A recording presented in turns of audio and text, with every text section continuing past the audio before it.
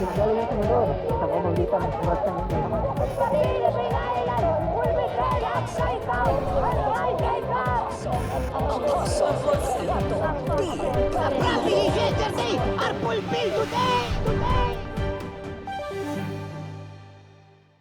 Narito na ang balitang makalangit.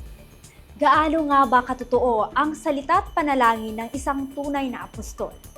Ating panoorin ang isa sa mga kaganapan ng panalangin ng God-sent time prophet and apostle na si Apostle Renato D. Carrillo. Bago ang lahat ng ito, atin munang balikan ang naranasan ng bansa na sobrang init ng panahon, lalo na noong mga nakaraang buwan, dulot ng pagtaas ng heat index sa maraming lugar sa bansa, bunsod ng global warming. Bukod sa hindi komportableng pakiramdam na dulot nito, marami pang negatibong epekto ang matinding init ng panahon sa araw-araw na pamumuhay ng bawat individual. Ang mataas na heat index ay maaaring makaapekto o magresulta sa tao ng heat cramps, heat exhaustion, at lalo na ng heat stroke na hindi lamang sa mga matatanda na may hina ang resistensya nangyayari, kundi pati na rin sa mga bata. Pinsala din ang dulot nito sa supply ng pagkain at tubig, maging sa kabuhayan ng bawat isa, lalo na ng mga magsasaka at ng mga nakabilad sa araw na trabaho. Ngunit nito lamang mga nakaraang araw ay biyaya at ginhawa ang naramdaman na ating mga kababayan, partikular na sa NCR. Ito ay matapos patutuhanan ng Diyos ang panalangin ng kanyang apostol, Apostol Renato D. Carrillo. Noong 15 ng Mayo, naganap ang panalangin ng apostol ng Diyos sa isang dakilang pagtitipon sa New Frontier Theater, Manila. Amang Diyos na may gawa ng langit at lupa. Ikaw lang po ang pwedeng magbago ng klima.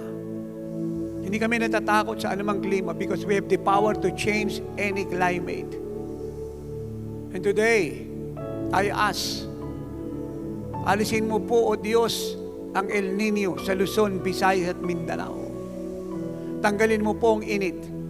Ibalik mo ang temperature sa tama po niyang level.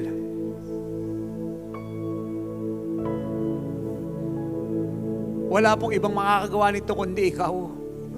Kasi sa oras na to, let the wind of the Spirit remove El Nino in Luzon, Visayas, and Mindanao.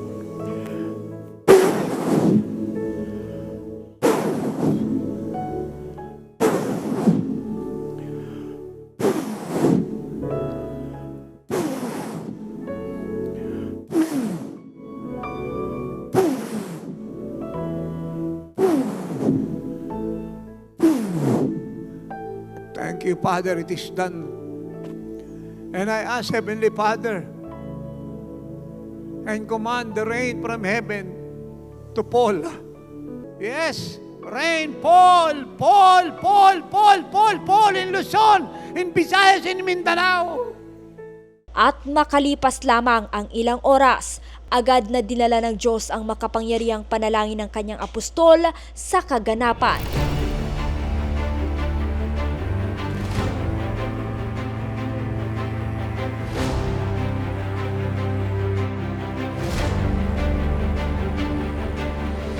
Tunay ngang ang panalangin at propesiya ng apostol ng Diyos, Apostol Renato D. Carrillo, ay makapangyarihan at pinapatutuhan ng Diyos.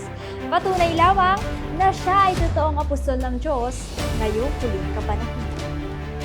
Ito si Glyza Bariso para sa Victorious News. Walang kinikilingan, walang halong kasinungalingan, pawang kaligtasan lang.